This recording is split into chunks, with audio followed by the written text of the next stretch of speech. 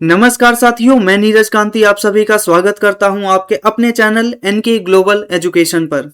साथियों, इस वीडियो में हम देखने जा रहे हैं द हिंदू इंडियन एक्सप्रेस में छपने वाले उन प्रमुख आर्टिकल्स को जो हमारे एग्जामिनेशंस के पर्सपेक्टिव से जरूरी है। साथियों, इसके अंदर हम बेसिकली जो स्टैटिक पॉइंट हैं उनको भी डिटेल में कवर करेंगे ताकि एग्जामिनेशन की जो तैयारी है वह अच्छे से हो सके। और दूसरी बात यह है कि लास्ट में आपको एक क्वेश्चन सीरीज भी मिलेगी और इन क्वेश्चंस को आप यहाँ पर अटेम्प्ट कर सकते हैं कमेंट बॉक्स के अंदर। लास्ट में आपके लिए इंफॉर्मेशन, अगर आप इसकी जो पीडीएफ है उसको प्राप्त करना चाहते हैं तो एनके ग्लोबल एजुकेशन पर जाकर इस पीडीएफ को प्राप्त कर सकते हैं। तो शुरुआत करते हैं अपने पहले आर्टिकल से। साथियों, इसके अंदर हम पढ़ेंगे कि जो मिडल ईस्ट जो क्राइसिस हो रहा है, यानी वेस्ट एशिया के अंदर जो वॉर का क्राइसिस का समय हमें देखने को मिल रहा है, उसके समय में जो इंडिया का रिस्पॉन्स है वो आपको एक तरफ देखने को मिल रहा होगा साइलेंट रिस्पॉन्स है। इंडिया इसके बारे में ज़्यादा कुछ अपने स्टेटमेंट नहीं दे रहा है और उसी के संदर्भ में कई क्रिटिक्स हैं, उनका कहना है कि हमें जो इजराइल और अमेरिका के द्वारा किए जाने वाला अटैक है उसका हमें क्या करना चाहिए, कंडेमनेशन करना चाहिए, यानी उसकी निंदा करनी चाहिए। लेकिन यहाँ पर जो शशि थरूर हैं, हमारे एमपी हैं, बेसिकली उनके द्वारा एक आर्टिकल लिखा गया जिसमें ये कहा गया कि ये जो इंडिया का साइलेंस है वो क्या है, एक हमारे लिए अच्छा है। क्यों? क्योंकि ये जो इंडिया का साइलेंस है वो इस वॉर के अंदर अपना एक नॉर्मल सरेंडर नहीं दिखा रहा, बल्कि क्या है, ये एक रिस्पॉन्सिबल स्टेट क्राफ्ट को प्रेजेंस कर रहा है, यानी एक अच्छे राष्ट्र, एक अच्छे राज्य की निशानी को यहाँ पर दर्शा रहा है। क्यों ऐसा उन्होंने कहा, आइए डिटेल में देखते हैं। तो सबसे पहले अगर हम इंडिया के रूट को देखें तो हमारे रूट में ही नज़र आता है कि हम एक प्रकार से जो वर्ल्ड है उसको हम जो वॉर है उसको एक प्रकार से इंटरनेशनल जो लॉज है उनके वायलेशन के रूप में देखते हैं। ठीक है, वहीं पर दूसरी ओर हमें देखने को मिल रहा है, लेकिन इसके बावजूद भी हम इसको पब्लिकली कंडेम नहीं कर सकते। क्यों नहीं कर सकते? क्योंकि अगर बार बार हम इसको पब्लिकली कंडेम करेंगे तो ये जो हमारा नेशनल इंटरेस्ट है उस नेशनल इंटरेस्ट को कहीं ना कहीं धूमिल कर सकता है। फॉर एग्जाम्पल, अभी वॉर हो रहा है वेस्ट एशिया के अंदर और इसमें इंडिया अगर कोई ज़्यादा रिस्पॉन्स करता है तो ये जो वेस्ट एशिया का कॉन्फ्लिक्ट है वो डायरेक्ट रूप में इंडिया के पास आ सकता है। तो इस चीज़ को बचते हुए हमें अपना जो डिप्लोमेसी है उसको बनाकर रखना चाहिए। शशि थरूर यहाँ पर एग्जाम्पल ले रहे हैं मॉरल प्रिंसिपल वर्सेस जो स्ट्रेटेजिक रियलिटीज़ है उसके बीच में। फॉर एग्जांपल, जो हमारे गांधी है, आप यहाँ पर इमेज के अंदर देख रहे हैं, हमारे जो गांधी हैं उनके द्वारा एक प्रकार से इंडिया को बहुत सारे जो मॉरल प्रिंसिपल्स हैं वो प्रदान किए गए और उन्हीं प्रिंसिपल में से हमें एक प्रिंसिपल नज़र आ रहा है कि जो कमज़ोर है उसकी सहायता करना। लेकिन जो नेहरू अगली रिजीम के अंदर प्राइम मिनिस्टर के तौर पर आते हैं वो इस मोरल प्रिंसिपल्स को एक प्रकार से स्ट्रेटेजिक रियलिटी में भी क्या करते हैं, कन्वर्ट करते हैं। नेहरू का हमें यहाँ पर स्टांस देखने को मिलता है कि भाई जो हमारे मॉरल प्रिंसिपल है हम उनसे दूर तो नहीं जाएंगे, लेकिन इसके बावजूद हमें अपनी जो नेशनल सिक्योरिटी है, इकोनॉमी है और जो डिप्लोमेसी है उसको भी बरकरार रखना हमें पड़ेगा। इसी के साथ साथ अगर हम इंडिया की डिप्लोमेटिक डॉक्ट्रीन की बात करें तो हमें देखने को मिलता है कि हमेशा से जो इंडिया है वो नॉन अलाइनमेंट का पक्षधर रहा है। यानी इंडिया हमेशा से अगर कोल्ड वॉर की बात करें तो जवाहरलाल नेहरू के टाइम में हमने क्या किया, किसी भी देश के साथ डायरेक्ट युद्ध में शामिल नहीं हुए। इसी के साथ आज के समय में भी यही सिचुएशन हमें नज़र आ रही है दूसरे संदर्भ में, कैसे मल्टी अलाइनमेंट एक प्रकार से पॉलिसी को अपनाकर। इसी के साथ साथ इस प्रकार से जो इंडिया की सोवरेनिटी है वो इंश्योर होती है, इकोनॉमिक स्टेबिलिटी है और इसके अलावा जो स्ट्रेटेजिक ऑटोनॉमी है, इन सभी को क्या है, इंश्योर किया जा सकता है इन स्टांसेस के माध्यम से। इसी के साथ साथ ही इंडिया प्रमोट करता है ग्लोबल पीस को। इसी के साथ अगर हम यहाँ पर हिस्टोरिकल बेस पे सारी चीज़ों को देखें तो हिस्टोरिकल बेस पे भी हमें नज़र आता है जैसे कि इंडिया ने हमेशा से एक प्रकार से युद्ध का कभी भी पक्षधर नहीं रहा है, लेकिन उसके बावजूद भी यहाँ पर नेशनल इंटरेस्ट को ध्यान में रखते हुए उसने हंगेरियन अपराइजिंग जो 1956 में हो रहा था, और इसके अलावा पराग्वे स्प्रिंग 1967 में हो रहा था, सोवियत इन्वेजन जो अफगानिस्तान में 1979 में हो रहा था, उन सभी का कभी भी कंडेमनेशन नहीं किया है, उनका कभी भी निंदा नहीं की है। क्यों नहीं की गई है? यही रीज़न है कि हम क्या है, कोई जो एक्सटर्नल वॉर हो रहा है उसके अंदर अपनी जो इन्वॉल्वमेंट है वो नहीं दर्शानी है। इसकी वजह से हमें यहाँ पर क्या है, जो हमारा इंडिया की सोवरेनिटी है वो इंश्योर हम यहाँ पर करते हुए नजर आएंगे। अब यहाँ पर बात आती है कि जो वेस्ट एशिया है वो हमारे लिए, हम लगातार बात कर ही रहे हैं कि इंडिया, इजराइल, अमेरिका और ईरान के बीच में जो संघर्ष है उसकी वजह से इकोनॉमिक बेस पर सभी देशों को नुकसान हो रहा है। जो इंडिया का डायस्पोरा है वो 9 मिलियन पॉपुलेशन क्या है वहाँ पर रहती है गल्फ कंट्रीज़ के अंदर, उनको वहाँ पर प्रॉब्लम्स फेस करनी पड़ रही है। और हमारे क्या है, स्ट्रैटेजिक टाइज भी इन देशों के साथ बने हुए हैं, चाहे वो यूएसए के साथ हो, चाहे अरेबियन नेशन के साथ हो, चाहे वो डिफेंस के एरिया में हो, चाहे टेक्नोलॉजी और चाहे अदर मैटर में हमें कोऑपरेशन देखने को मिलता है। तो यहाँ पर ये सारी की सारी जो चीज़ें हैं वो हमने लगभग डिटेल में बात कर ली है। इसी के साथ हम यहाँ पर देख रहे हैं कि जो गांधीयन प्रिंसिपल है और जो नेहरूवियन प्रिंसिपल है, हमारे एक प्रकार से फॉरेन पॉलिसी के अंदर हम उन दोनों को ही साथ में लेकर चलते हुए नजर आ रहे हैं। ऐसा क्या है, शशि जो थरूर है हमारे पार्लियामेंटेरियन, वो यहाँ पर इस आर्टिकल में कहते हुए नजर आ रहे हैं। इसके अंदर हमें देखने को मिलता है कि इंडिया का endorsement, not endorsements, moral surrender ये नहीं है, एक प्रकार से ये हमें देखने को मिलता है। इसी के साथ साथ ये यहाँ पर हम देख रहे हैं कि ये हमारा एक डेलिब्रेट और स्ट्रेटेजिक डिसीजन है कि हम किसी और के वॉर में इन्वॉल्वमेंट अपनी ना दिखाएं। हम यहाँ पर देख रहे हैं कि मिडल ईस्ट के अंदर, इस वॉर के अंदर बहुत सारे लोगों का क्या बोलते हैं, जाने गई है। लगभग 4000 जान हमें यहाँ पर देखने को मिल रही है कि 4000 से ज़्यादा लोगों की यहाँ पर मृत्यु हो गई है। इसी के साथ साथ ईरान के द्वारा इन सभी इलाकों में जो एक प्रकार से अटैक है वो हमें देखते हुए मिल रहा है। तो यहाँ पर हमने पूरा आर्टिकल डिस्कस कर लिया कि जो मिडल ईस्ट क्राइसिस है या वेस्ट एशिया क्राइसिस है उसके ऊपर अपना क्या स्टैंड है। साथियों, आप यहाँ पर एक इमेज देख रहे हो, ये जो इमेज है ये दर्शा रहा है कि इंडिया का इस पूरे के पूरे वर्ल्ड में किस प्रकार से अपना जो रिलेशन है वो होना चाहिए। ठीक है, ये बहुत इंपॉर्टेंट इमेज है, इसको आप ऐसे समझिए। ये जो आप रेड वाला पोर्शन देख रहे हो, ये रेड वाला पोर्शन ऐसा पोर्शन है जिसके साथ हमें अपने डेवलपमेंट के लिए, टेक्नोलॉजी के लिए, इंफॉर्मेशन टेक्नोलॉजी के लिए और लगातार इस प्रकार के डेवलपमेंट के लिए ये जरूरी है।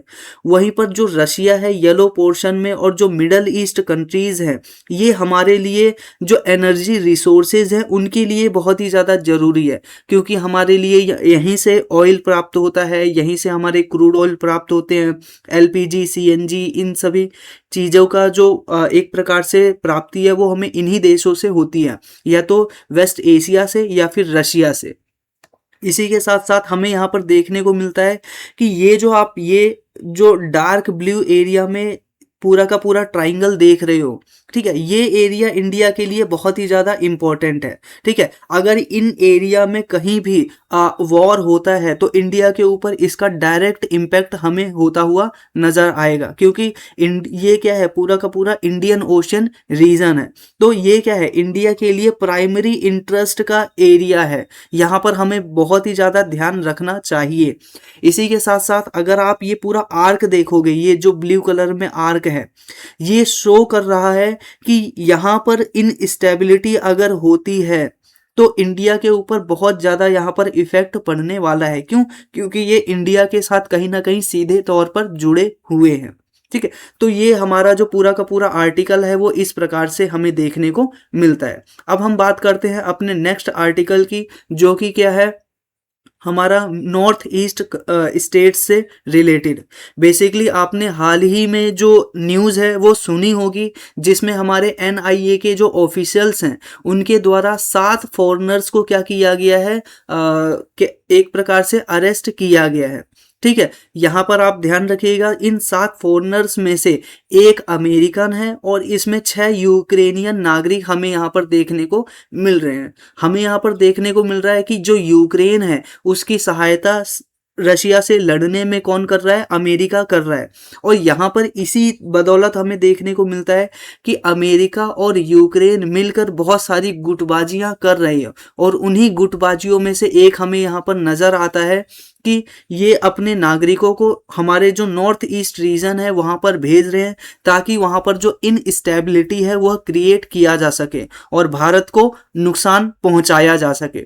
और ये पूरा का पूरा जो एरिया है, इसी वजह से म्यांमार भी है वो हमारे फोकस में आ चुका है। तो ध्यान रखिएगा, Myanmar in focus after NIA arrest of 7 foreigners. यहाँ पर हमें न्यूज जो हेडिंग है वो द हिंदू के अंदर इस प्रकार से देखने को मिल रही है। अब हम आइए डिटेल में यहाँ पर कुछ स्टैटिक पॉइंट्स जो एग्जामिनेशंस के पर्सपेक्टिव से इम्पॉर्टेंट है उनको यहाँ पर डिस्कस कर लेते हैं। देखो, सबसे पहले क्या है, अगर आप लेंथ की बात करोगे तो लगभग 1643 किलोमीटर का लेंथ हमें म्यांमार बॉर्डर के पास हमें देखने को मिलता है। और साथियों, ये जो पूरा का पूरा बॉर्डर है वो अनफेंस्ड है।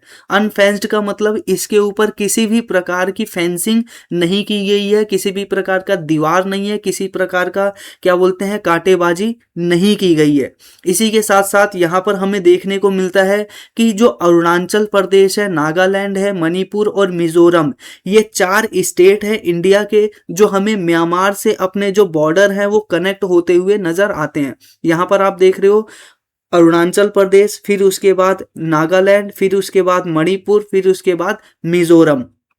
यहाँ पर बेसिकली क्या है कि पूरा का पूरा जो एरिया है वो बहुत ही ज़्यादा डेंसली फॉरेस्टेड है। अब फॉरेस्ट को काट के हम वहाँ पर दीवार तो खड़ी कर नहीं सकते।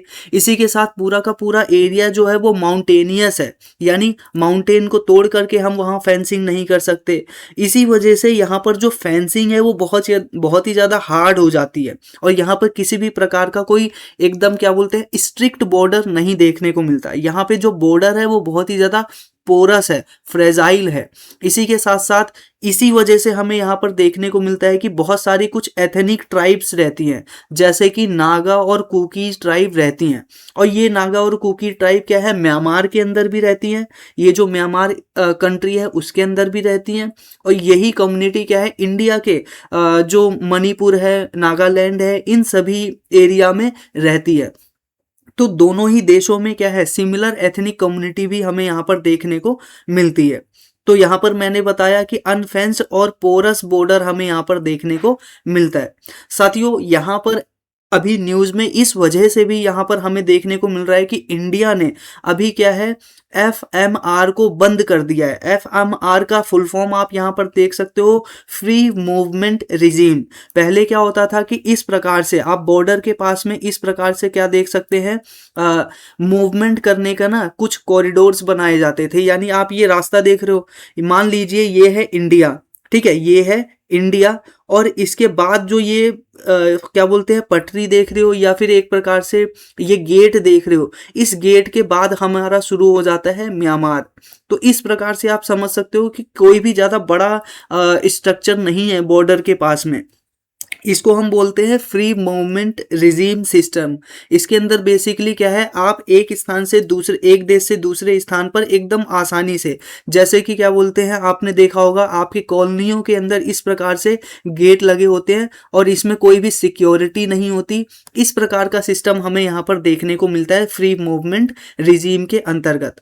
और म्यांमार के साथ ऐसे ही हमारे बहुत सारे जो एरिया है वो हमें देखने को मिलते हैं, जिसमें हम यहाँ पर अलाउ करते हैं लगभग 16 किलोमीटर का जो फ्री मूवमेंट रिजीम है वो म्यांमार के साथ हमें देखने को मिलता है।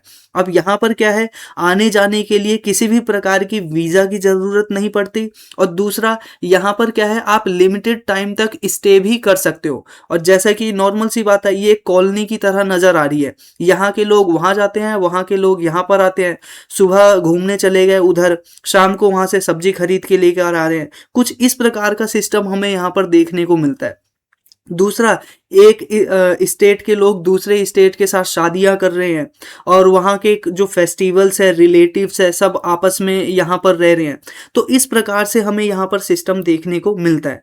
तो बेसिकली इंडिया ने कहा है कि ये जो फ्री मूवमेंट रिजीम सिस्टम है उसको हम क्या कर रहे हैं, अब बंद कर रहे हैं। क्यों बंद कर रहे हैं? क्योंकि हमने देख लिया कि एनआईए के द्वारा इन 6-7 फॉरेनर्स को अरेस्ट किया गया और ये बेसिकली यहाँ पर क्या है, इनस्टेबिलिटी फैलाना चाहते हैं। ये हमें प्रूफ नजर आ रहा है। आमतौर पर ये जो फ्री मूवमेंट रिजीम है इसका मिसयूज किया जाता है जो इंसर्जेंट्स होते हैं उनके द्वारा, यानी अवैध रूप से जो एक प्रकार से घुसपैठिए होते हैं उनके द्वारा। इसी के साथ यह वह स्थान है जहां पर क्या है, ड्रग की स्मगलिंग की जा रही है, आर्म की जो स्मगलिंग है वह की जा रही है और इलीगल माइग्रेंट्स भी क्या है, इन्हीं स्थानों से होते हुए भारत में आते हैं। इसी के साथ साथ यहाँ पर हमें देखने को मिलता है कि जो इंडिया है वह इसको क्या कर रहा है, इसी वजह से सस्पेंड करता हुआ नजर आ रहा है और यहाँ पर इंडिया प्लानिंग कर रहा है कि इसके ऊपर अब क्या किया जाएगा, फेंसिंग किया जाएगा और स्ट्रिक्ट मॉनिटरिंग सिस्टम को यहाँ पर लागू किया जाएगा। अब हम यहाँ पर बात कर लेते हैं कि यहाँ पर इंडियन जो इन्वेस्टिगेशन एजेंसी है जिसका नाम है नेशनल इन्वेस्टिगेशन एजेंसी, उसको क्या प्राप्त हुआ। बेसिकली क्या है, 7 लोगों को इसने प्राप्त किया जो कि क्या है, म्यांमार रीजन से ये लिंक्ड थे। ठीक है, और ये क्या थे, फॉरेन नेशनल्स थे। ये बेसिकली इंसर्जेंट ग्रुप्स से भी टाई अप रखते थे।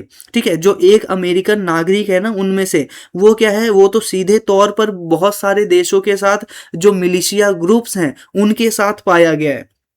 ऐसे में इंडिया की जो सिक्योरिटी है वो बहुत ज़्यादा जरूरी हो जाती है।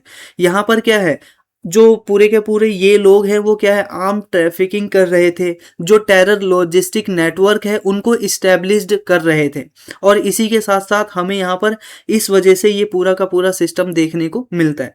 अगर हम नॉर्थ ईस्ट इंसर्जेंसी की अगर स्पेसिफिकली बात करें तो करंट रूप में हमें क्या है, जो नागालैंड है उसके अंदर नागा ग्रुप्स हमें देखने को मिलते हैं। NSCN के संगठन के अंतर्गत आसाम के अंदर हमें देखने को मिलता है अल्फा संगठन। इसके अलावा PLA और UNLF हमें मणिपुर के अंदर देखने को मिलते हैं। ये संगठन बेसिकली, ये सारे संगठन क्या है, एक प्रकार से रिबेलियस ग्रुप है जो कि क्या है, इंडिया के अंदर जो स्टेट है उनके अंदर इनस्टेबिलिटी को क्रिएट करते हुए नजर आ रहे हैं। इसी के साथ साथ हमें यहाँ पर देखने को मिलता है कि इनके द्वारा इन एरियाज में बहुत सारे इंसर्जेंट कैंप चलाए जाते हैं। ठीक है, जो लोकल लेवल पे लोग हैं उनको ट्रेनिंग प्रोवाइड की जाती है कि किस प्रकार से जो हमारे आर्मी है उनके ऊपर अटैक किया जाए। इसी के साथ साथ ये बेसिकली जो पूरी की पूरी ट्रेनिंग है वो म्यांमार के अंदर प्रोवाइड किया जा रही है और इसी वजह से जो म्यांमार है वो हमारे इन टेररिस्ट ग्रुप के लिए या इंसर्जेंट ग्रुप्स के लिए क्या है, एक सेफ हेवन के लिए यानी अच्छे स्थान के लिए यहाँ पर बनता हुआ नजर आ रहा है, जहाँ पर इनको ट्रेनिंग प्रोवाइड की जा रही है और क्रॉस बॉर्डर जो मूवमेंट है वो करवाया जा रहा है। अगर हम यहाँ पर बात करें, सिर्फ और सिर्फ ये स्थानीय लेवल पे ये काम नहीं हो रहे हैं, बल्कि इसके अंदर जो इन्वॉल्वमेंट है वो बड़ी बड़ी कंट्रीज की देखने को मिलती है। फॉर एग्जांपल चाइना, पाकिस्तान और यहाँ तक कि जो अभी USA का जो नागरिक है वो पकड़ा गया है।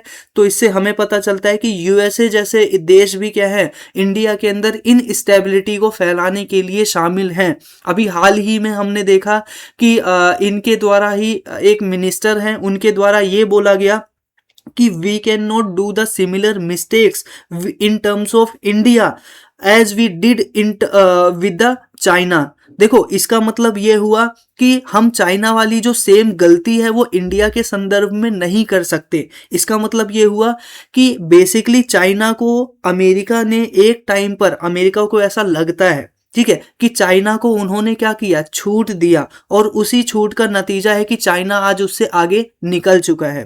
ठीक है, तो यही गलती क्या है, वो इंडिया के संदर्भ में नहीं करना चाहते। इंडिया को वो इनस्टेबलाइज करना चाहते हैं ताकि इंडिया भी आज के समय में उनसे आगे ना निकल जाए। तो ये पूरा का पूरा मैटर आप इस तरीके से आप इसको समझिए। चाइना बेसिकली क्या कर रहा है, इन नॉर्थ ईस्ट रीजन के अंदर जो मिलिशिया ग्रुप्स हैं उनको ट्रेनिंग प्रोवाइड करा रहा है, बड़े बड़े सोफिस्टिकेटेड जो वेपन्स हैं उनको सप्लाई कर रहा है। इसी के साथ जो पाकिस्तान है वो अपनी सैटेलाइट्स के माध्यम से बेसिकली क्या है, जो कोऑर्डिनेशन है वो इस्टेब्लिश कर रहा है। बांग्लादेश और म्यांमार के अंदर अपने नागरिकों को भेजकर वहां ट्रेनिंग प्रोवाइड कर रहा है। इसी के साथ साथ फंडिंग प्रोवाइड करा रहा है। इसी के साथ साथ हमें यहाँ पर देखने को मिलता है कि ये लोग किन किन चीजों का यूज कर रहे हैं इंडिया को डीस्टेबलाइज करने के लिए। सबसे पहले जो मिलिशिया ग्रुप्स हैं उनको ड्रोन की ट्रेनिंग प्रोवाइड करा रहे हैं। इसी के साथ साथ सैटेलाइट फ़ोन उनको प्रोवाइड करा रहे हैं ताकि इंडियन जो आर्मी है वो उनके फ़ोन को टैप ना कर पाए। इसी के साथ इनक्रिप्टेड कम्युनिकेशन फैसिलिटी उनको प्रोवाइड की जा रही है। इसके अलावा जंगल के अंदर देखो अभी हाल फिलहाल में ही क्या हुआ है कि इंडिया के जो ऑफिसर्स हैं उनके द्वारा कई स्थानों पर क्या किया गया, सर्विलेंस किया गया, और उन सर्विलेंस में ये पाया गया कि जंगलों के बीच में बड़े बड़े बंकर्स का निर्माण करके ये जो मिलिशिया ग्रुप है वो बनाकर बैठे हुए थे। अब ये बड़े बड़े बंकर को नॉर्मल सी बात है क्यों बनाया गया होगा, क्योंकि इनका कोई ना कोई टारगेट रहा होगा कि अभी हाल फिलहाल में कोई हमें बड़ा अटैक करना है इंडियन आर्मी के ऊपर। तो इस प्रकार से हमें जंगलों के बीच में बंकर्स देखने को मिले हैं, कैंप देखने को मिले हैं। इस वजह से ये जो पूरा का पूरा सिचुएशन है वो इंडिया के लिए बहुत ही ज्यादा क्रूशियल हो जाता है। इसी के साथ अब बात करते हैं अपने नेक्स्ट पॉइंट की, जिसमें हम देखते हैं कि बॉर्डर फेंसिंग, इतना हम कह रहे हैं कि भाई हमें बॉर्डर फेंसिंग करनी चाहिए, ठीक है। ये जो हमारा पूरा नॉर्थ ईस्ट रीजन है इसके चारों ओर हमें क्या करना चाहिए, एक प्रकार से बॉर्डर को क्रिएट करना चाहिए। लेकिन चारों ओर बॉर्डर क्रिएट करना बहुत ही ज्यादा मुश्किल क्यों है, ये हमें अब जानना जरूरी है। देखो अगर बॉर्डर क्रिएट करना इतना ही आसान होता तो अभी तक हम बॉर्डर क्रिएट कर दिए चुके होते, ठीक है। लेकिन ये इतना आसान नहीं है जितना हम सोचते हैं। क्यों? क्योंकि यहाँ पर टेरेन की दिक्कत है। मैंने आपको बताया कि यहाँ पर बहुत ज़्यादा थिक फॉरेस्ट हैं, बहुत बड़े बड़े हिल्स हैं, माउंटेन्स हैं, यहाँ पर बहुत सारी क्या है, रिवर्स है। अब रिवर, हिल्स और फॉरेस्ट के ऊपर आप दीवारें कैसी खड़ी करोगे? इसी के साथ साथ यहाँ पर क्या है, लोकल ऑपोजिशन भी हमें बहुत बड़े पैमाने पर देखने को मिलता है। क्यों? क्योंकि मैंने अभी आपको बताया कि यहाँ पर क्या है, जो लोग हैं वो एकदम साधारण अपने गली मोहल्ले की तरह एक दूसरे देशों में आमतौर पर जाते हैं, एक दूसरे के क्षेत्रों में सब्जियां खरीदते हैं, घूमते हैं, खाते हैं। इसके अलावा शादी ब्याह और रिलेटिव भी आसपास में रहते हैं। अब ऐसे में जो इनका जो एथनिक कम्युनिटी है यानी जो ट्राइबल ग्रुप्स है उनका कनेक्शन, यानी उनका क्या बोलते हैं, फैमिली कनेक्शन हो गया, लाइवलीहुड कनेक्शन हो गया, वो सारा का सारा क्या है, कनेक्टेड है। अब ऐसे में अगर हम फेंसिंग करेंगे तो उनका क्या है, जो स्ट्रक्चर है वो खराब हो जाएगा, ठीक है। यानी इनका जो रिलेटिव है, देखो यहाँ पर घर को भी आप इस प्रकार से देख सकते हो, ठीक है। ये वाला जो घर का मालिक है वो कौन से देश में जाएगा, इसके लिए कंफ्यूजन हो जाएगी, ठीक है। तो इस प्रकार का सिस्टम हमें यहाँ पर देखने को मिल रहा है कि कोई एकदम स्ट्रिक्ट बाउंड्री यहाँ पर नहीं है। दूसरा क्या है, सिक्योरिटी रिस्क। तीसरा हमें, और चौथा हमें देखने को मिलता है कॉस्ट एंड लॉजिस्टिक। साथियों इतने बड़े एरिया में एक बार में ही क्या बोलते हैं, फेंसिंग करना वो बहुत ही ज़्यादा कॉस्टली होगा। इसी के साथ साथ म्यांमार के अंदर इनस्टेबिलिटी हमें नज़र आ रही है, जिसकी वजह से हमें यहाँ पर देखने को मिल रहा है कि म्यांमार के अंदर गवर्नमेंट वीक है, और इसी वीक गवर्नमेंट का फ़ायदा यहाँ पर जो मिलिशिया ग्रुप्स हैं वो उठाते हुए नज़र आ रहे हैं। इसी के साथ अब हम यहाँ पर देखते हैं कि हाल फिलहाल में ही जो, देखो एक तो हम बात कर रहे हैं कि नॉर्थ ईस्ट इंडिया के अंदर ये हो जाएगा, ये खतरा है, वो खतरा है, तो क्या सच में इतना खतरा है? तो हाँ, नॉर्मल सी बात है, सच में ऐसा खतरा हमें नजर आ रहा है। क्योंकि आप यहाँ पर देख रहे होगे कि एथनिक जो कन्फ्लिक्ट है वो इंडिया के अंदर बढ़ा। मणिपुर के अंदर क्या है, हमें लगातार पूरे साल भर वॉयलेंस देखने को मिला। कई सैकड़ों लोगों की यहाँ पर क्या है, अपनी जान गंवानी पड़ी। लाखों लोगों को एक स्थान से दूसरे स्थान पर विस्थापित होना पड़ा, और जो रेफ्यूजी कैंप्स है उनके अंदर रहना पड़ा। और रिपोर्ट तो यह भी बता रही है कि ये जो मणिपुर वॉयलेंस के अंदर जो कुकी कम्युनिटी थी, ठीक है, बेसिकली इसको आप ऐड कर सकते हो कि म्यांमार के अंदर जो कुकी कम्युनिटी थी, उन कुकी कम्युनिटी और जो मैतेई कम्युनिटी के बीच में विवाद चल रहा था। इन कम्युनिटीज को क्या किया गया, एक प्रकार से जो हथियार है वो भी प्रोवाइड कराया गया। ठीक है, यहाँ पर क्या प्रोवाइड कराया गया, गन प्रोवाइड किए गए उनको, और भी अन्य प्रकार के जो आर्म सप्लाई है वो प्रोवाइड कराई गई, ताकि यहाँ पर जो वॉयलेंस है वो बढ़ सके। इसी के साथ साथ हमें देखने को मिलता है कि यहाँ पर लगातार ड्रग जो ट्रैफिकिंग है उसके इंस्टांसेस आते रहते हैं, और हम सभी जानते हैं कि यहाँ पर गोल्डन ट्राइंगल हमें देखने को मिलता है, बांग्लादेश, म्यांमार और क्या बोलते हैं अफगानिस्तान, और ये पूरा का पूरा रीजन के अंदर। और इंडिया की खास बात क्या है कि इस गोल्डन ट्राइंगल के क्या करता है, बीच में यहाँ पर इंडिया अवस्थित है। एक तरफ है यहाँ पर म्यांमार, ठीक है, म्यांमार के साथ साथ यहाँ पर अफगानिस्तान, और यहाँ पर आप देखेंगे ऊपर के जो स्टेट्स हैं, इनके बीच में इंडिया क्या है, यहाँ पर स्थित होता हुआ हमें नजर आ रहा है। यानी अफीम का जो पूरा का पूरा व्यापार है वहां इंडिया उसके बीच में आ जाता है, तो इस वजह से ये भी एक खतरा है। और सबसे बड़ी बात है इलीगल माइग्रेशन, इलीगली जो लोग हैं वो एक स्थान से दूसरे स्थान यहाँ पर बहुत ही आसानी से आ सकते हैं। देखो म्यांमार के अंदर घुसे, म्यांमार के अंदर कोई अच्छा क्या बोलते हैं, अभी मिलिट्री स्टेट चल रहा है, कोई रूलिंग ठीक नहीं है, वहां पर क्या है, वहां से होते हुए यहाँ पर आ गए एकदम से बिना किसी रोक टोक के इंडिया में, और इंडिया में आके फिर वो अपनी नेगेटिव एक्टिविटी भी कर सकते हैं। तो इस प्रकार से हमें यहाँ पर पूरा सिस्टम देखने को मिलता है। इसी वजह से इंडिया ने अभी अपना डिसीजन लिया है कि ये जो फ्री मूवमेंट रिजीम है, इस रिजीम को क्या करेगा, इंडिया अब बंद करने वाला है, और अपने जो बॉर्डर्स हैं उनके ऊपर फेंसिंग करने वाला है। अब हम बात करते हैं अपने नेक्स्ट आर्टिकल की तरफ। उम्मीद है आपको पहले वाला जो आर्टिकल है वो डिटेल में समझ में आ गया होगा। साथियों, यहाँ पर जो गवर्नमेंट है उसके द्वारा क्या किया गया है, जो एमजी नरेगा स्कीम है उसको कन्वर्ट करके वीवी रामजी में कन्वर्ट कर दिया गया था। ये हम पहले ही देख चुके हैं, लेकिन हाल ही में देखने को क्या मिल रहा है कि लगभग 24 स्टेट और जो यूनियन टेरिटरीज हैं उनके अंदर हमें देखने को मिलता है कि जो फंड है वो सफिशिएंट रूप में क्या है, प्रोवाइड नहीं किया जा रहा है, ये हमें देखने को मिल रहा है। अब आइए डिटेल में देख लेते हैं कि ये पूरा का पूरा प्रोग्राम है क्या।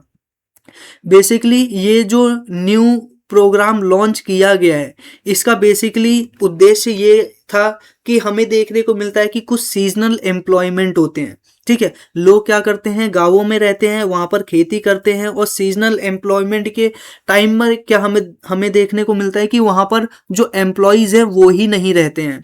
ज्यादातर जो लोग हैं वो क्या है, शहरों की ओर यानी सिटीज की ओर माइग्रेट कर लेते हैं। एक समय पे ऐसा हमें पूरा सिस्टम देखने को मिला। दूसरा, एग्रीगेरियन डिस्ट्रेस इसकी वजह से बढ़ने लग जाता है, और माइग्रेशन अर्बन एरियाज में बढ़ने लग जाता है, जिसकी वजह से रीजनल लेवल पर इम्बैलेंस क्रिएट होने लग गया।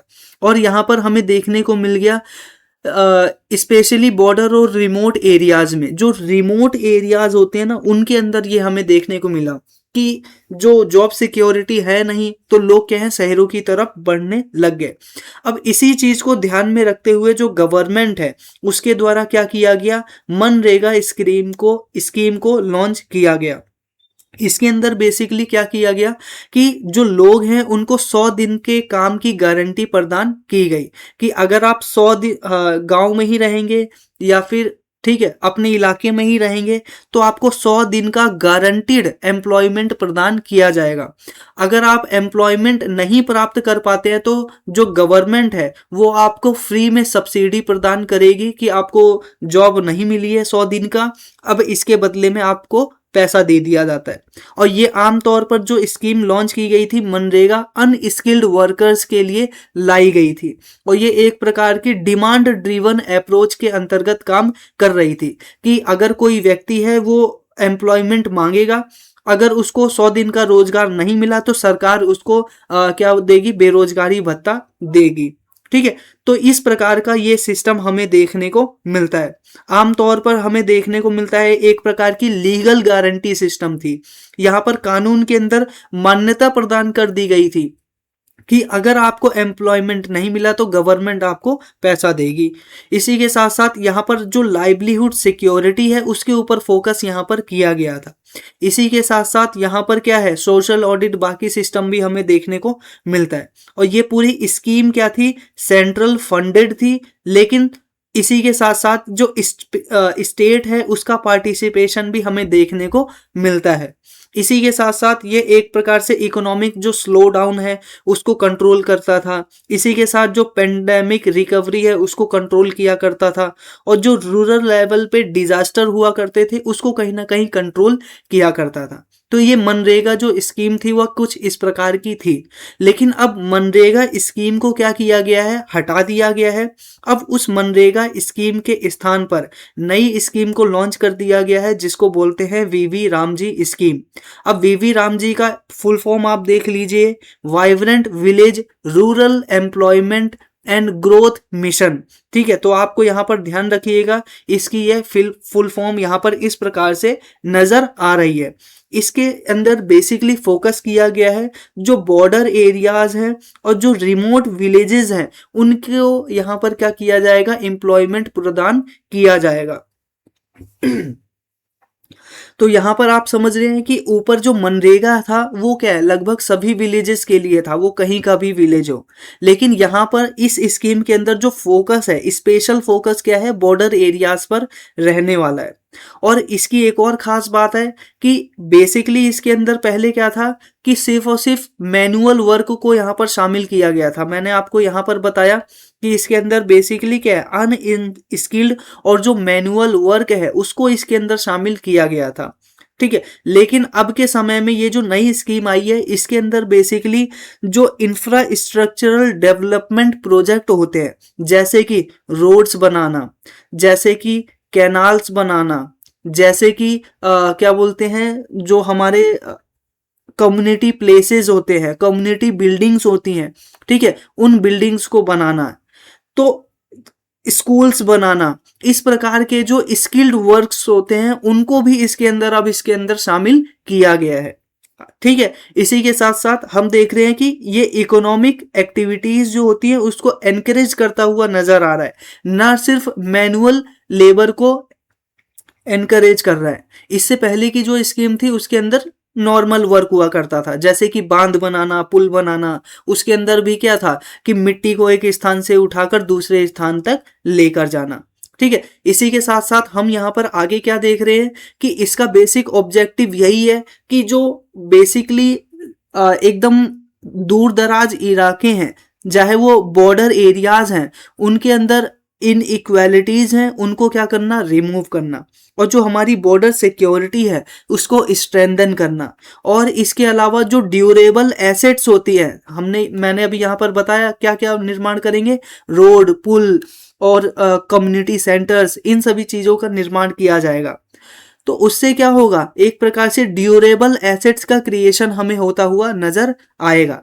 और यहाँ पर यह भी बोला जा रहा है कि इसका जो टाइम स्पैन है वो एक्सटेंड कर दिया गया है, 150 दिन का यहाँ पर आपको क्या दिया जाएगा, एम्प्लॉयमेंट प्रदान किया जाएगा। ठीक है, लेकिन यहाँ पर क्या है, कुछ की इश्यूज भी नजर आ रहे हैं। गवर्नमेंट ने जो ये वीवी रामजी प्रोग्राम लेकर आया, इसके संदर्भ में किसी भी प्रकार की कोई क्लियरिटी नहीं है कि भाई इसका जो फंड है वो किस प्रकार से मैनेज किया जाएगा। यहाँ पर जो स्टेट है उसको ये डर लग रहा है कि भाई अब ये सेंटर पैसा देना कम ना कर दे और पूरा का पूरा जो फंड है वो स्टेट को ना देना पड़ जाए। दूसरा क्या है, इसके अंदर आप कह रहे हो स्किल्ड वर्कफोर्स को ही काम देंगे, तो नॉर्मल सी बात है भाई, स्किल्ड वर्कफोर्स को जो काम है वो तो अपने आप ही मिल जाता है। मेन दिक्कत तो अनस्किल्ड लेबर की होती है ना। तो यहां पर इसी चीज पर एक और कंसर्न जताया जा रहा है कि जो अनस्किल्ड लेबर है उसके लिए हमारे गवर्नमेंट के पास क्या प्रोग्राम है, उसको किस प्रकार से क्या बोलते हैं फैसिलिटी प्रोवाइड की जाए, इसके ऊपर हमें यहाँ पर देखने को मिलेगा। इसी के साथ साथ और भी यहाँ पर कुछ कंसर्न नजर आ रहे हैं। ठीक है, इसी के साथ जैसे centre has not yet finalised state wise fund allocation formula, इसी के साथ साथ नॉर्मेटिव गाइडलाइन को भी उसने फाइनलाइज नहीं किया है। इसी के साथ जो इम्प्लीमेंटेशन का स्ट्रक्चर है वो किस प्रकार का होगा वो भी फाइनलाइज नहीं किया है। इसी के साथ आप यहाँ पर कोड डिफरेंस दे सकते हो, मनरेगा में राइट बेस्ड अप्रोच है, वीवी रामजी के अंदर ये स्कीम है मिशन बेस्ड अप्रोच है। ठीक है, यहाँ पर क्या है, गवर्नमेंट आपको एम्प्लॉयमेंट प्रोवाइड कराए या ना प्रोवाइड कराए, ये गवर्नमेंट की मर्जी होगी। यहाँ पर क्या है, ये आपका अधिकार था। अगर आपको प्रोवाइड नहीं हुआ है 100 दिन का रोजगार, तो आपको सरकार भत्ता देगी, ठीक है, कंपनसेशन उसका देगी। लेकिन यहाँ पर कंपनसेशन का कोई भी प्रोविजन नहीं है। तो इसमें आप और ऐड कर लीजिएगा फंड के साथ साथ, ये आप अलग से एक पॉइंट ऐड कर लीजिएगा कि प्रॉब्लम्स क्या क्या है। तो सबसे पहले फंड का प्रॉब्लम है, दूसरा अनस्किल्ड लेबर का प्रॉब्लम है, और दूसरा क्या है कि अगर एम्प्लॉयमेंट नहीं मिलता है तो उसके बाद में कंपनसेशन नहीं प्रदान किया जाएगा, ये भी एक प्रॉब्लम है। इसी के साथ साथ एम्प्लॉयमेंट गारंटी है, और यहाँ पर क्या है, गारंटी नहीं है। यहाँ पर मैनुअल लेवल के ऊपर फोकस किया जा रहा है, यहाँ पर स्किल्ड फोर्स के ऊपर फोकस किया जा रहा है। ये रूरल एरिया से संबंधित है, और ये बेसिकली बॉर्डर और जो स्ट्रेटेजिक विलेजेस हैं उनके ऊपर फोकस करता है। तो ये सबसे बड़ा इंपॉर्टेंट है, सबसे बड़ा डिफरेंस है इसका, ठीक है, सबसे बड़ा डिफरेंस है, इसको हमेशा ध्यान में रखिएगा। ये रूरल स्कीम थी और ये बॉर्डर बेस्ड स्कीम है। 100 दिन का रोजगार है, यहाँ पर कुछ भी फिक्स नहीं है। हालांकि 150 दिन बोला है, लेकिन ये कोई फिक्स नहीं है। गवर्नमेंट चाहे तो आपको एक भी दिन का रोजगार ना दे। इसी के साथ ये डिमांड ड्रिवन स्कीम है, और यहाँ पर क्या है, प्लान ड्रिवर स्कीम है, ठीक है। इसी के साथ इसके अंदर वेलफेयर के ऊपर फोकस किया गया था। अब इंडिया क्या कर रहा है, ग्रोथ और सिक्योरिटी के ऊपर फोकस कर रहा है। तो इस प्रकार से मुझे उम्मीद है आपको ये जो बेसिक डिफरेंस है, ये बेसिक डिफरेंस आपको चार्ट के रूप में हमेशा ध्यान में रखना है। अगर आप इस पूरे के पूरे डिफरेंस और बाकी जो आर्टिकल आप देख रहे हो इसका पीडीएफ प्राप्त करना चाहते हो, तो सिंपली आप जो NK global education Telegram channel है वहां पर जाकर इस पीडीएफ को डाउनलोड कर सकते हो, टोटल फ्री ऑफ कॉस्ट।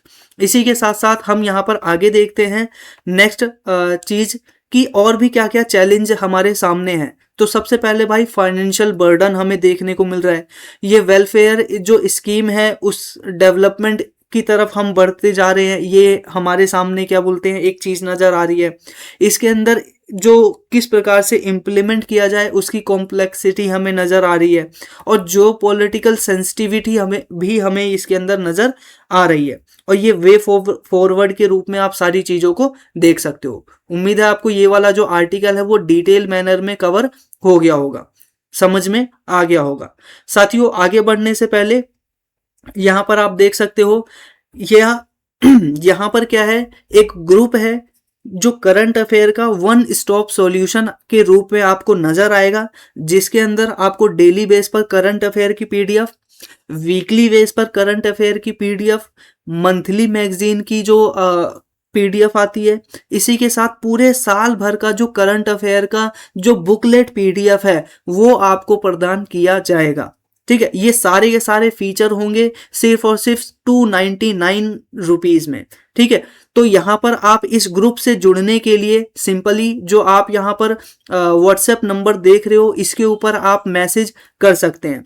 इसी के साथ साथ अगर आप यहाँ पर टेलीग्राम के माध्यम से कनेक्ट करना चाहते हैं तो यहाँ पर इस क्यूआर कोड को स्कैन करके कनेक्ट कर सकते हैं, या फिर NK global education Telegram channel है ही, वहां पर भी आप कॉन्टेक्ट कर सकते हैं। वापस लौटते हैं अपने आर्टिकल की तरफ, जिसमें हम देख रहे हैं कि इंडिया के द्वारा देखो साथियों नाविक सिस्टम को लॉन्च किया गया था जीपीएस के ऑप्शन में, ठीक है। और हमें यहाँ पर आज के समय में देखने को मिल रहा है कि नाविक का जो क्लॉक सिस्टम था उसके अंदर डिस्टरबेंस हमें नजर आ रही है।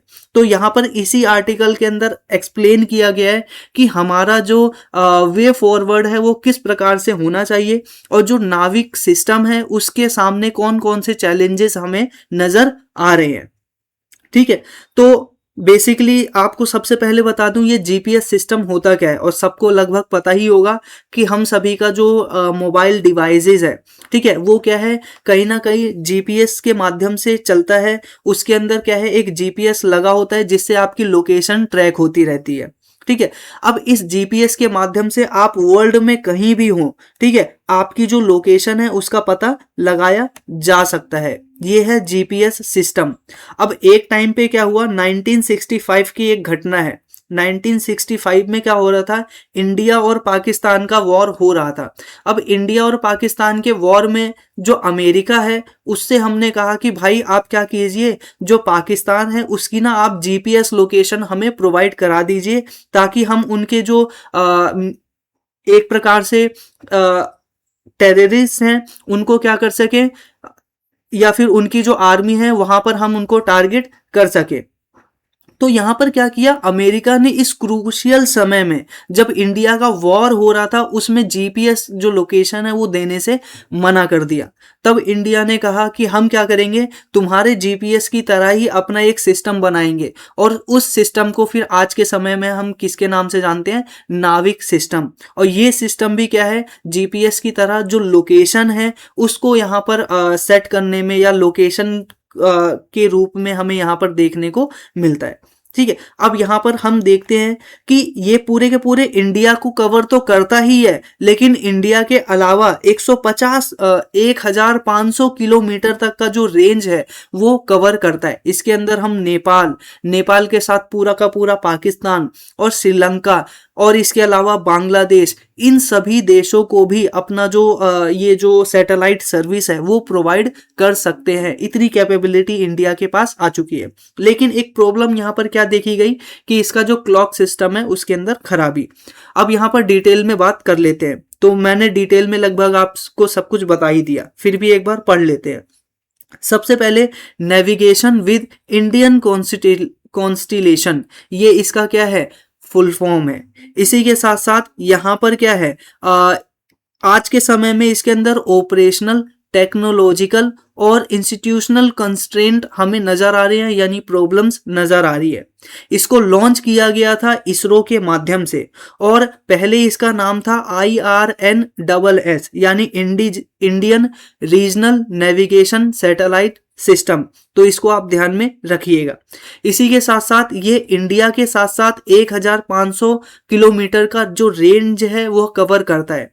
इसके अंदर शुरुआत में हमें 7 सैटेलाइट इंस्टॉल करते हुए हमें नजर आते हैं, लेकिन आज के समय में इसके अंदर लगभग 11 सैटेलाइट हमें देखने को मिलते हैं, लेकिन मेनली हमें 7 सैटेलाइट ही देखने को मिलते हैं। ये जो सैटेलाइट लॉन्च किए गए थे वह क्या है, जियो स्टेशनरी सैटेलाइट थे, और इसी के साथ साथ जियो सिंक्रोनस सैटेलाइट हमें यहाँ पर देखने को मिलते हैं। जियो स्टेशनरी और जियो सिंक्रोनस को आप यहाँ पर ऐसे समझिए, मान लीजिए ये पूरा का पूरा अर्थ है। जियो स्टेशनरी का मतलब ये है कि मान लीजिए हमने ये सैटेलाइट यहाँ पर लॉन्च किया, अब जैसे जैसे अर्थ यहाँ पर मूव करेगा वैसे वैसे ये जो सैटेलाइट है ना वो भी क्या करेगा, मूव करेगा।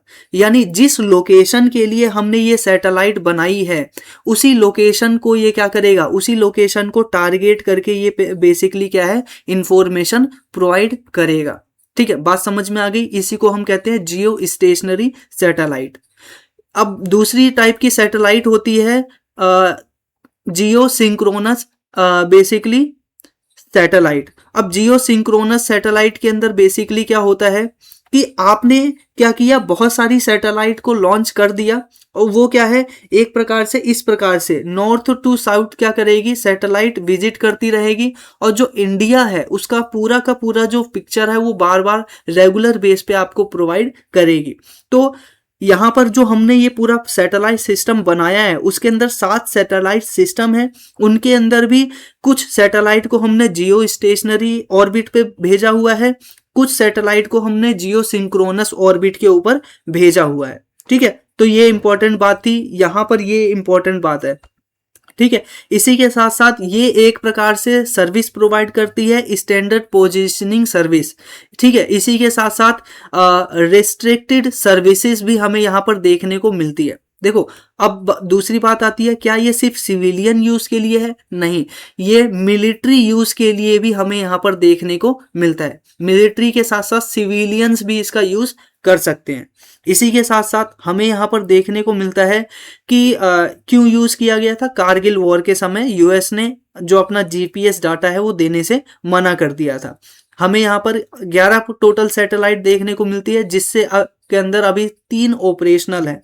ठीक है, 7 बेसिकली सैटेलाइट फंक्शन थी, ठीक है। 7 में से 3 अभी फुली फंक्शन है और 4 सैटेलाइट में हमें यहाँ पर ये जो एटॉमिक क्लॉक है उसके अंदर डिस्टरबेंस हमें देखने को मिल रहा है। ठीक है, 4 सैटेलाइट में। अब ये एटॉमिक क्लॉक क्या है? ये एक प्रकार का र्यूबेडियम और एक प्रकार से एटॉमिक क्लॉक देखने को मिलते हैं। इसके अंदर मल्टीपल फेलियर्स हमें नजर आ रहे हैं, जिसकी वजह से एक प्रकार से जो टाइम की गणना है वो ये हमारा जो सिस्टम है, नेविगेशन सिस्टम, वो कर नहीं पा रहा है। इसी के साथ साथ इंडिया का यहाँ पर प्रोजेक्ट भी था कि भाई एनवीएस यानी जो नाविक सैटेलाइट है उसका सेकंड वर्जन लॉन्च किया जाए। ठीक है, 2024-25 में ही हमारा टारगेट था, लेकिन ये जो मिशन है वो क्या होता है, फेल हो जाता है। फेल हो जाता है, इसका प्रमुख कारण क्या था? इनएक्यूरेट ऑर्बिट हमारे पास नहीं था, यानी जहां पर हम उसको छोड़ना चाहते थे वो लोकेशन हमें सही से मिल नहीं पाई। ठीक है, इसी के साथ साथ हमें यहाँ पर देखने को मिलता है कि कुछ चैलेंजेस भी नजर आ रहे हैं इसके अंदर। ये तो था बेसिकली क्लॉक के अंदर चैलेंज। अब दूसरा चैलेंज क्या है? इंस्टीट्यूशनल बेस पे। भाई इसरो ही क्या करता है? सैटेलाइट को डेवलप करता है और इसरो ही क्या करता है? उसको ऑपरेट करता है। ठीक है, तो ऐसे में क्या है, उसके ऊपर काम का क्या हो जाता है? बर्डन हो जाता है, और वो एक ही काम को स्पेशलाइज्ड रूप में क्या है, नहीं कर पाता है। ये इसरो के समय चुनौती है। इसी के साथ बजट की प्रॉब्लम भी है। इतने सारे प्रोग्राम को लॉन्च कर रहा है वो, गगनयान को, अर्थ ऑब्जर्वेशन सैटेलाइट को, लॉन्च व्हीकल डेवलपमेंट को, इन सभी को डेवलप करने में जो उसका पैसा है वो खर्च हो जाता है। और दूसरी बात क्या है कि यहाँ पर कोई हमारे इंडिया में प्राइवेट प्लेयर भी नहीं है। यहाँ पर अगला पॉइंट देख सकते हो।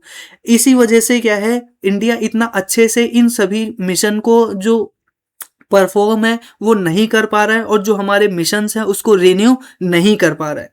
अब हम यहाँ पर बात करते हैं कि जो गवर्नमेंट है वो एक प्रकार से और भी प्रोग्राम चला रही है। सेकंड जनरेशन जो नाविक सिस्टम है उसको यहाँ पर इंस्टॉल करने की यहाँ पर क्या है, प्रोग्राम को चला रही है।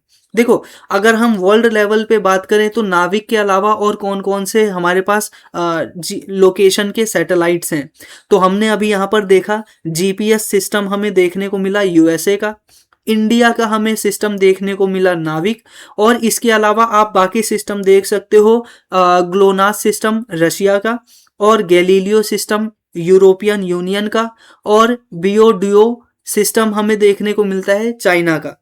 अब यहाँ पर इनके अंदर भी कुछ डिफरेंसेस हैं, इनको आप यहाँ पर देख सकते हो। ठीक है, यहाँ पर हमें देखने को मिलता है कि इसके अंदर भी कुछ डिफरेंसेस हैं, इनको आप देख सकते हैं।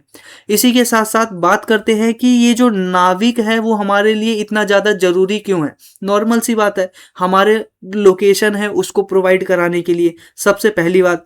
और ऐसी सिचुएशन में जब हमारा किसी के साथ युद्ध हो रहा हो, जैसे कि अमेरिका ने हमें क्या है, लोकेशन प्रोवाइड कराने से मना कर दिया था, तो ये ऐसे सिचुएशन में बहुत ज़्यादा ज़रूरी है। क्यों? क्योंकि इसके माध्यम से ही जो हमारे मिलिट्री ऑपरेशंस हैं, जैसे कि मिसाइल हो गए, ड्रोन्स हो गए, वो अपने लोकेशन को तय करते हैं। इसके अलावा डिजास्टर मैनेजमेंट में भी ये सहायक है। इसके अलावा ट्रांसपोर्टेशन और लॉजिस्टिक के अंदर ये सहायक है। इसके अलावा मैरीटाइम नेविगेशन के अंदर ये सहायक है। इसी के माध्यम से जो हमारे शिप्स हैं वो समुद्र के अंदर दूर दूर स्थानों पर नेविगेट करते हैं। और यहाँ पर सिविल एविएशन और मिलिट्री एविएशन में, यानी जो हमारे हवाई जहाज है, मिलिट्री एयरक्राफ्ट है, उनको यहाँ पर क्या है, सर्विस ये प्रोवाइड कराता है। तो इस वजह से हमें देखने को मिलता है वे फॉरवर्ड के रूप में आप इन सभी चीज़ों को देख सकते हो कि भाई हमारा जो ये पूरा कॉन्स्टेलेशन सिस्टम है उसको डेवलप करना पड़ेगा, हमारी जो टेक्नोलॉजी है उसको इम्प्रूव करना पड़ेगा, इंस्टीट्यूशंस के अंदर रिफॉर्म करना पड़ेगा, जो इसरो है उसके काम को एक प्रकार से डाइवर्सिफाई करना पड़ेगा, नॉट डाइवर्सिफाई बट उसके काम को सेग्रीगेट करना पड़ेगा। इसी के साथ साथ यानी उसको स्पेशलाइज्ड बनाना पड़ेगा किसी एक काम में।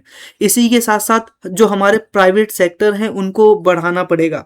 इसके अलावा जो एडोप्टेशन है, जो हमारे पुराने बेसिकली मिशन लॉन्च किए गए हैं, उन मिशन को दोबारा रिन्यू करना पड़ेगा। और रिन्यू करने के साथ साथ हमें जो स्मार्टफोन्स हैं और जो हमारे व्हीकल्स हैं उन सभी को क्या करना पड़ेगा, हमें अपने नाविक सिस्टम के अकॉर्डिंग अडॉप्ट करवाना पड़ेगा। इसी के साथ साथ ये आप पूरा का पूरा जो कंक्लूजन है इस प्रकार से देख सकते हैं। ठीक है, मुझे उम्मीद है आपको ये पूरा सिस्टम समझ में आ गया होगा, नाविक क्या है, जीपीएस क्या है और इसका इंडिया के लिए क्या इंपॉर्टेंस है। साथियों, अब हम बात करते हैं अमेरिका के द्वारा एक आर्टेमिस 2 मिशन को लॉन्च किया जाना है, जिसके अंतर्गत मून के ऊपर यानी चांद के ऊपर लगभग 50 साल बाद, ठीक है, लगभग 50 साल बाद क्या किया जाएगा, ह्यूमंस को उतारा जाएगा। साथियों, लास्ट टाइम पर जो अमेरिका है वो ह्यूमंस को लगभग क्या बोलते हैं 1900, ठीक है, 1972 यहां पर आप देख सकते हो, 1972 में अपोलो मिशन के अंतर्गत सबसे पहले क्रू मेंबर्स को मून के ऊपर उतारा था। अब लगभग 1972 के बाद आज 2026 में लगभग 50 साल यहाँ पर पूरे होते हुए नजर आ रहे हैं और इन 50 सालों बाद यहाँ पर दोबारा मिशन लॉन्च किया जा रहा है जिसका नाम है आर्टेमिस 2 और इस मिशन के अंतर्गत जो मानव है उनको स्पेस के अंदर यानी चांद की धरती पर दोबारा से उतारा जाएगा। इसके माध्यम से हम बेसिकली क्या करेंगे कि जो ह्यूमन है उनको डीप, बेसिकली देखो, जो ह्यूमंस है उनको उतारा जाएगा चांद के ऊपर आर्टेमिस 3 प्रोग्राम के अंतर्गत, ठीक है, लेकिन आर्टेमिस 3 को पहले चेक करने के लिए आर्टेमिस 2 को लॉन्च किया जा रहा है। तो आर्टेमिस 2 के अंदर क्या किया जाएगा, डीप स्पेस का एनालिसिस किया जाएगा और इसके अंदर जो लो अर्थ ऑर्बिट है वहां से जो स्पेस क्राफ्ट है उसको गुजार कर लेकर आया जाएगा। ये एक प्रकार का क्या है, क्रू मिशन रहने वाला है। सबसे इंपॉर्टेंट बात क्या है, ये क्रू मिशन है, इसके अंदर मानव भी जाने वाले हैं। 10 दिन का टोटल यहाँ पर मिशन होने वाला है। इसी के साथ साथ लूनर फ्लाई बाय मिशन होने वाला है और इसके अंदर लैंडिंग नहीं की जाएगी, इसको आप ध्यान में रखिएगा। ये एक प्रकार का लूनर फ्लाई बाय मिशन रहने वाला है और इसको स्पेस लॉन्च जो सिस्टम है उसके माध्यम से क्या किया जाएगा, लॉन्च किया जाएगा, जो कि यूएसए का क्या है, स्पेस लॉन्च व्हीकल हमें नजर आ रहा है। इसके अंदर बेसिकली क्या है, ओरियन स्पेस क्राफ्ट का इसके अंदर यूज किया जाएगा। लॉन्च व्हीकल कौन सा है, स्पेस लॉन्च सिस्टम, जो कि यूएसए का स्पेस लॉन्च सिस्टम है। इसी के साथ क्रू मॉड्यूल जो है वो एक प्रकार का, यानी जो बेसिकली रॉकेट है वो कौन सा है, ओरियन स्पेस क्राफ्ट, ठीक है, इसको आप ध्यान में रखिएगा। इसी के साथ साथ अगर हम बेसिकली बात करें इसका ऑब्जेक्टिव क्या है, तो मून के ऊपर जो लाइफ किस प्रकार से हो सकती है उसको स्टडी करना, नेविगेशन और कम्युनिकेशन को डीप स्पेस के अंदर स्टडी करना, डीप स्पेस के अंदर स्टडी करना और हीट शील्ड और इसी के साथ री एंट्री सिस्टम को एक बार देखना कि अगर हम आर्टेमिस 3 प्रोग्राम के अंतर्गत सच में मून की जमीन पर अगर लोगों को उतारते हैं तो उसका क्या इफेक्ट पड़ेगा, यानी ह्यूमन कैपेबिलिटी को स्टडी करना यहाँ पर इसका प्रमुख उद्देश्य होगा। इसी के साथ इसमें कौन कौन से जो क्रू मेंबर हैं उनको उतारा जा रहा है तो उनके नाम आप यहाँ पर देख सकते हो, ठीक है, और उनकी इमेज भी यहाँ पर दिखाई गई है। कमांडर कौन है, रेड विल्समैन है। पायलट कौन है, वेक्टर है। मिशन स्पेशलिस्ट 2 हैं यहाँ पर, क्रिस्टियानो को। इसके अलावा जेरमी हैंसन। अब इनके अंदर भी 2 प्रमुख फैक्ट आते हैं। पहला फैक्ट क्या है कि ये जो क्रिस्टियाना कोच है बेसिकली क्या है, फर्स्ट वुमेन होने वाली है जो अर्थ ऑर्बिट सिस्टम के अंदर प्रवेश करेंगी। इसी के साथ साथ फर्स्ट नॉन अमेरिकन पर्सन होंगे जेरमी हैंसन, जो कि क्या है इस स्पेस मिशन के अंदर जाने वाले हैं। इसी के साथ एक इंडियन है, उनका भी नाम यहाँ पर प्रमुख रूप से नजर आ रहा है, जो कि क्या है हैदराबाद बोर्न साइंटिस्ट है, जो कि क्या है स्पेस सूट डेवलपमेंट के अंदर इनका प्रमुख रूप में योगदान है इस प्रोजेक्ट के अंदर, जो कि क्या है जॉनसन स्पेस रिसर्च सेंटर के अंदर काम करती हैं। ठीक है, तो ये पूरा का पूरा सिस्टम इस प्रकार से नजर आ रहा है। अगर हम बात करें टेक्नोलॉजी बैकबोन के रूप में तो इसके अंदर SLS सिस्टम हमें देखने को मिलता है, यानी ऑपरेशनल रॉकेट का यूज किया जाएगा। इसकी कैपेसिटी बेसिकली क्या है, हाई कार्गो 1 लॉन्च के अंदर ये क्या कर सकता है, अपने पास कैरी कर सकता है, इसकी ये एक खास बात है। यहाँ पर आप उसको इमेज जो है वो यहाँ पर देख सकते हो। इसी के साथ साथ यहाँ पर आप देख सकते हो कि इसके अंदर बोइंग है, नॉर्थ ट्रोप है, ग्रूमा है, एरोजेट, रोक रोक टाइडन है। ये सभी के सभी क्या है, स्पेशल कंट्रीब्यूटर है इसके अंदर। इसी के साथ साथ यहाँ पर इंटरनेशनल कोलैबोरेशन भी देखने को मिलता है, जैसे कि यूरोप की जो यूरोपियन स्पेस एजेंसी है, ठीक है, कैनेडियन स्पेस एजेंसी है, जापानीज का जाक्सा है, ये सभी के सभी क्या है, ये इस प्रोजेक्ट के अंदर शामिल की गई हैं। आप यहाँ पर इस पूरे के पूरे मिशन को यहाँ पर इस प्रकार से देख सकते हैं। तो एक बार इमेज के थ्रू आपको और डिटेल तरीके से मैं आपको यहाँ पर बता देता हूँ कि इस पूरे के पूरे प्रोजेक्ट का सिस्टम क्या रहने वाला है।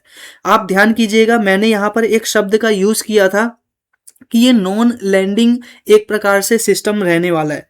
नॉन लैंडिंग का मतलब है कि इसके अंदर क्या है, चांद के ऊपर कोई उतरेगा नहीं, बस उसको एक क्या बोलते हैं, बाईपास या फिर पास वे एक प्रकार से सिस्टम रहेगा। फॉर एग्जाम्पल इसके अंदर कुल कितने स्टेज हमें देखने को मिल रहे हैं, 15 स्टेज देखने को मिल रहे हैं। यहाँ पर आप देखिए 15 स्टेज देखने को मिल रहा है।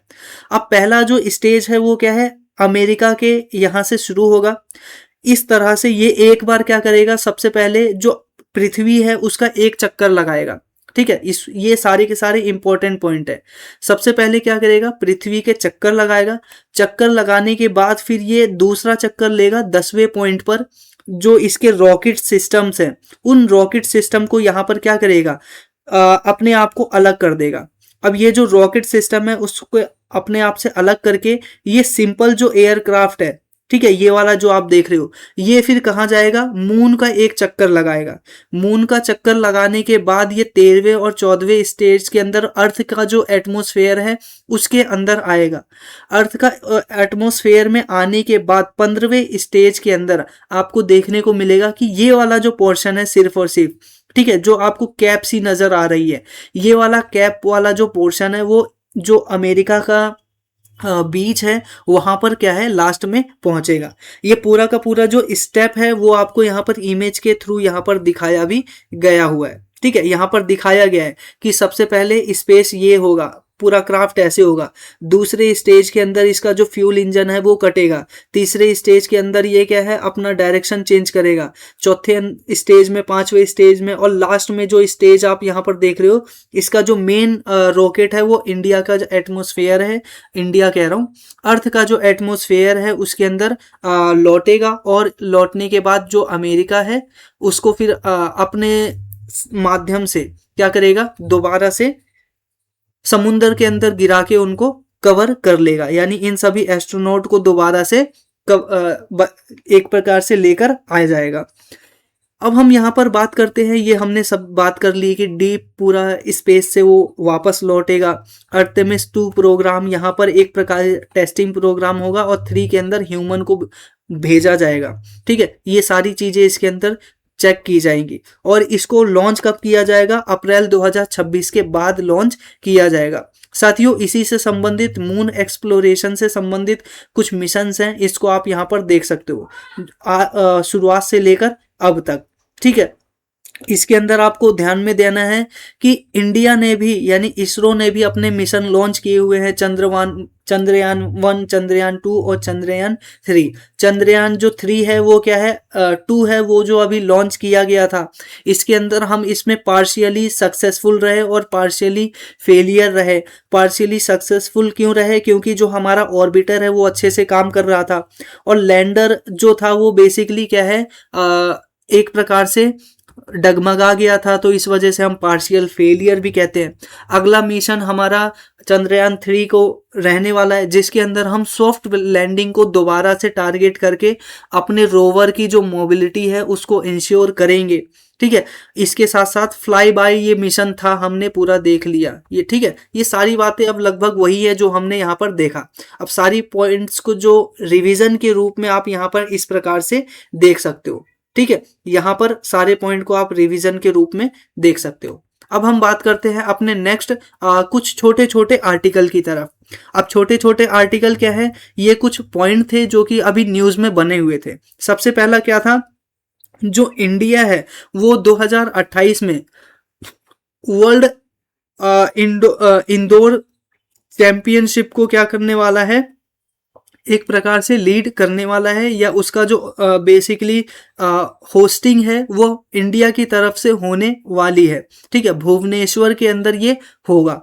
इसी के साथ साथ यहाँ पर इसका वेन्यू देख सकते हो, कलिंगा इंदौर जो एथलेटिक स्टेडियम है वहाँ पर। और इसके अंदर वर्ल्ड एथलेटिक काउंसिल की जो मीटिंग थी उसके अंदर ये डिसीजन लिया गया है, और जो मीटिंग है वो टोरुन के अंदर हो रही थी। ठीक है, इसी के साथ साथ अफ्रीका के अंदर हो रही थी। इसी के अंदर हमें देखने को मिलता है कि इंडिया इसको होस्ट करेगा, और एथलेटिक्स फेडरेशन ऑफ इंडिया इसको यहाँ पर पूरा का पूरा रेगुलेट करने वाला है। ठीक है, ये इंपॉर्टेंट अभी इंफॉर्मेशन है, हालांकि अभी बहुत टाइम है, छोटी छोटी इंफॉर्मेशन बाद में आती रहेगी। अब बात करते हैं दूसरा, कतर ने बेसिकली क्या किया है। यहाँ पर मैंने इसको इस वजह से लिया है क्योंकि यहाँ पर पर्सोना नॉन ग्रांटा ये एक टर्म है जो कि अभी न्यूज में बना हुआ है, तो इस वजह से मैंने इसको लिया है। कतर ने क्या किया है कि 2 ईरानियन जो ऑफिशियल्स थे, ठीक है, उनको क्या किया है, अपने देश से एक्सपेल्ड कर दिया गया है। बेसिकली उनको पर्सोना नॉन ग्रांटा डिक्लेयर कर दिया है। अब पर्सोना नॉन ग्रांटा बेसिकली होता क्या है कि ऐसा सिस्टम होता है जिसके अंतर्गत आपको ऐसा लगता है कि कोई दुश्मन देश का नागरिक है, वो आपके ऊपर क्या कर सकता है, सबसे पहले एस्पिनोज सिस्टम रख सकता है, यानी आपके ऊपर एक प्रकार से जासूसी कर रहा है, निगरानी कर रहा है। दूसरा, वो आपके सिक्योरिटी के लिए थ्रेट हो सकता है, और दूसरा वो आपके जो रिलेशंस है वो क्या है उसको डिस्ट्रॉय कर सकता है या फिर डिटेरियोरेट कर सकता है। तो ऐसे लोगों को हम क्या कर सकते हैं, एक्सपल कर सकते हैं। ठीक है, एक डिप्लोमेसी के थ्रू, और इसी डिप्लोमेसी को बोला जाता है पर्सोना नॉन ग्रांटा। किसी को भी डिक्लेयर करके उसको अपने देश से निकाला जा सकता है। अब जो बेसिकली कतर है उसने ये इंस्टांस क्यों लिया, क्योंकि हम यहाँ पर देख रहे हैं कि बेसिकली क्या है, उसको 24 घंटे के अंदर देश से बाहर जाने का बेसिकली कह भी दिया है कतर ने। बेसिकली हुआ क्या कि ईरान ने जो कतर के ऑयल रिफाइनरी है, गैस रिफाइनरी है, उसके ऊपर एक प्रकार से अटैक किया, और उस अटैक के बाद ही यहाँ पर क्या है, उसके द्वारा यह जो बेसिकली डिसीजन है वह लिया गया। इसी के साथ साथ हमें यहाँ पर बाकी सारी चीजें देखने को मिल रही है। ये अटैक कहाँ पर किया गया, रास लफान जो इंडस्ट्रियल सिटी है उसकी जो एलपीजी रिफाइनरी है उसके ऊपर ये अटैक किया गया, और ये जो एलपीजी रिफाइनरी है वो यूरोप और एशिया को सप्लाई करने वाला सबसे बड़ा क्या बोलते हैं एलपीजी रिफाइनरी सेंटर हमें देखने को मिल रहा था। तो मुझे उम्मीद है ये टर्म आपको समझ में आ गई। अब हम बात करते हैं अपने नेक्स्ट टर्म की, जो कि है यहाँ पर गैलीलियो माफ कीजिएगा गुलोटीन। ठीक है, यहाँ पर आई साइलेंट है। तो गुलोटीन एक प्रकार का टर्म है जो कि बेसिकली आपने एक मूवी देखी होगी पायरेट्स के ऊपर है, जैक स्पैरो जिसमें होता है, और जैक स्पैरो को जब क्या बोलते हैं वहां स्टेट के अंदर पकड़ लिया जाता है तो उसकी जो गर्दन है वो क्या किया जाता है, एक लकड़ी के खांचे में इस प्रकार से रखा जाता है, और इसके ऊपर क्या किया जाता है, इसके ऊपर क्या किया जाता है, एक बड़ी सी ब्लेड होती है, और जो ब्लेड क्या करती है, इस तरह से नीचे गिरती है और गर्दन को काट देती है। तो बेसिकली ये जो वर्ड है वो फ्रेंच से निकला है, और इस फ्रेंच में क्या कहा जाता है, ये जो तख्ता होता है, लकड़ी का सिस्टम होता है, इसी को ही गुलोटीन बोला जाता है। और आज के समय में ये जो गुलोटीन शब्द है वो इंडियन पार्लियामेंट्री के अंदर यूज किया जा रहा है। क्यों किया जा रहा है, क्योंकि आप यहाँ पर देख रहे हो कि एक सिस्टम होता है जिसके अंतर्गत क्या होता है कि बहुत सारे जो पेंडिंग बजट होते हैं, ठीक है, उन सभी बजट को बिना किसी डिस्कशन के क्या किया जाता है, बिना किसी डिस्कशन के क्या किया जाता है, पास कर दिया जाता है। इसी पूरे सिस्टम को यहाँ पर गुलोटीन के नाम से जाना जाता है। आमतौर पर यहाँ पर काम कैसे करता है एक बार हम देख लेते हैं। इसमें क्या होता है, बजट सेशन बुलाया जाता है। अब यहाँ पर क्या है, बेसिकली जो अदर मिनिस्ट्रीज होती हैं, जितनी भी भारत की मिनिस्ट्रीज हैं, वो डिमांड करती हैं कि भाई मुझे इतना पैसा चाहिए, मुझे इतना पैसा चाहिए। ठीक है, अब उन डिमांड के ऊपर एमपीज जो होते हैं वो डिबेट करते हैं, डिबेट करने के बाद वोट करते हैं और फिर डिसाइड करते हैं कि हाँ इस मिनिस्ट्री को इतने पैसे मिलने चाहिए। लेकिन जब कभी टाइम कम होता है, ठीक है, टाइम कम बचता है, तो जो हमारे लोकसभा के स्पीकर होते हैं वो क्या करते हैं, सारे के सारे टॉपिक को कंबाइंड करते हैं और कंबाइंड करने के बाद उस पर डिमांड करते हैं वोट करने का एक ही बार में, और उसके ऊपर किसी भी प्रकार का डिबेट नहीं किया जाता है और ना ही किसी भी प्रकार का उसके ऊपर डिस्कशन किया जाता है, ना ही डिबेट और डिस्कशन किया जाता है, और फिर उसके ऊपर एक सिंपल सी वोटिंग की जाती है और वोटिंग के अंदर उसको क्या किया जाता है, पास कर दिया जाता है। फॉर एग्जाम्पल मान लीजिए 10 टॉपिक लेकर आया गया, इन 10 में से 3 के ऊपर क्या किया गया, अच्छे से डिबेट कर लिया इन्होंने, ठीक है, एकदम अच्छे से, और इतना अच्छे से इन्होंने डिबेट किया कि बाकी 7 टॉपिक के ऊपर डिबेट करने का समय ही नहीं बचा। अब ऐसी सिचुएशन में 7 के ऊपर एक बुलेटिन लाया गया और उस बुलेटिन वोटिंग सिस्टम के अंतर्गत इसको पास कर दिया गया, ठीक है। तो बेसिकली यही पूरा का पूरा सिस्टम हमें यहाँ पर देखने को मिल रहा है, ठीक है। तो इसी वजह से ये हमें पूरा न्यूज़ में देखने को मिलता है। तो मुझे उम्मीद है आपको ये जो पूरा आर्टिकल है, पूरा सेशन है, पसंद आया होगा। इसमें इन डेप्थ इन डिटेल हमने आज का जो द हिंदू न्यूज़पेपर और जो इंडियन एक्सप्रेस न्यूज़पेपर है, दोनों के आर्टिकल्स को कंबाइंडली हमने यहाँ पर कवर कर लिए, और इसके अलावा कुछ बेसिक टर्म्स थे वो भी हमने यहाँ पर कवर कर लिए। तो आपके लिए कुछ क्वेश्चंस हैं, जैसा कि मैंने आपको लास्ट में कहा था इस पूरे सेशन के ऊपर, ठीक है। कुछ क्वेश्चन है, जैसे कि यहाँ पर आपके लिए पहला क्वेश्चन है, इस क्वेश्चन का जो आंसर है वो कमेंट बॉक्स में जरूर दीजिएगा, ठीक है। काफी बढ़िया क्वेश्चन है और मैंने काफी हार्ड क्वेश्चन बनाने की कोशिश की है ताकि जो आप एग्जामिनेशन में के लिए अच्छे से तैयार हो पाए। तो यहाँ पर हमें देखने को मिलता है, क्वेश्चन ये है, with the reference to the Gulf Cooperation Council consider the following statement, ठीक है।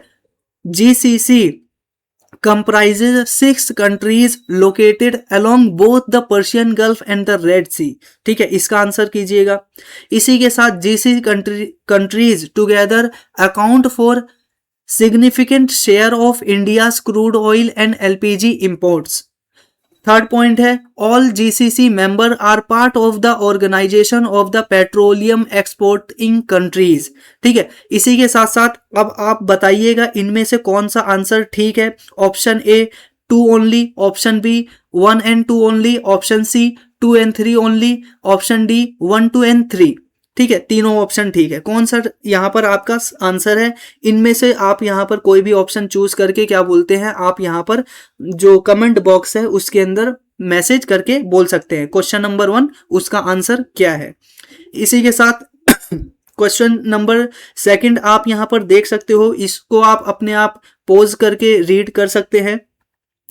इसी के साथ यहाँ पर दूसरा क्वेश्चन है, तीसरा क्वेश्चन है, इसको भी आप यहाँ पर क्या है आंसर दीजिएगा, ठीक है, कमेंट बॉक्स में।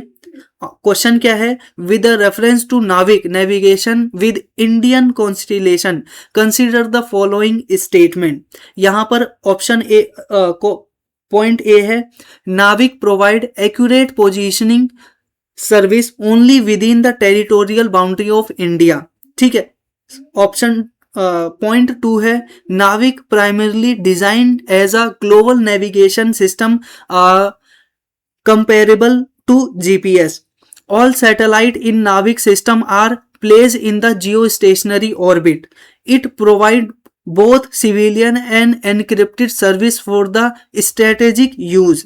अब इनमें से कौन सा ऑप्शन ठीक है वो आप यहाँ पर मैसेज करके यहाँ पर कमेंट करके जरूर बताइएगा। तो हमें यहाँ पर देखने को मिलता है option A 4 only, option B 1 and 2 only, option C 2 and 3 only, या फिर ऑप्शन डी 1, 2, 3 and 4। चारों के चारों जो ऑप्शन है वो सही है, ठीक है। तो मुझे उम्मीद है आपको यह जो वीडियो है वो पसंद आई होगी। वीडियो को साथियों लाइक जरूर कर दीजिएगा, क्वेश्चन का आंसर जरूर कीजिएगा और चैनल को सब्सक्राइब कर लीजिए रेगुलर बेस पे वीडियो देखने के लिए, और ज़्यादा से ज़्यादा दोस्तों के साथ शेयर कीजिएगा। मिलते हैं आपसे नेक्स्ट वीडियो में, तब तक के लिए नमस्कार।